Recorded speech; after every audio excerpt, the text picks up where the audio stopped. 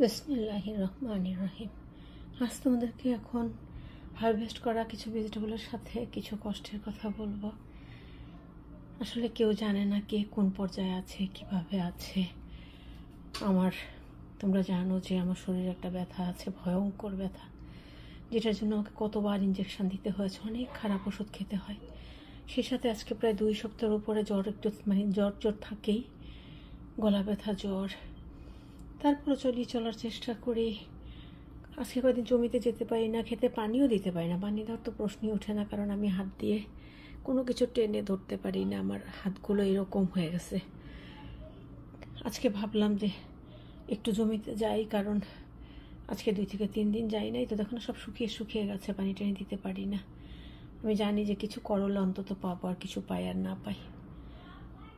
হাত দিয়ে কেচি নিয়ে গেছি, দেখো তোমরা, কেচি দিয়ে যে কাটবো, হাতের সেই ব্যালেন্সটুকুও নাই। তবুও আমি বাঁ হাত দিয়ে কষ্ট করে, বাঁ হাতও অনেক ব্যথা আজকে, হয়তো কথাগুলো জানি না, কিন্তু আজকে ভোরের দিকেও আমি 5টা ব্যথার ওষুধ খেয়েছি, যেগুলো আমাকে ডাক্তার খেতে বলে আর কি, খেয়েছি। তারপরও ব্যথায় আমি পাগল হয়ে যাচ্ছি। কি যে ব্যথা, হাতের আঙ্গুল বলো, বিভিন্ন জায়গায় যেখানে যখন ব্যথা হয়, রগগুলো একেবারে স্টিল হয়ে যায়, রগগুলো আর নাড়াতে পারি না। তবু এগুলো আসলে নেশা, তো একটু জমিতে নেমে গিয়ে কোনো রকমে হাত দিয়ে কেচি দিয়ে যতটুকু পেরেছি কেটে এনেছি আমার কষ্টে করা অর্গানিক সবজি। আর এবার আসলে পানিও দিতে পারছি না।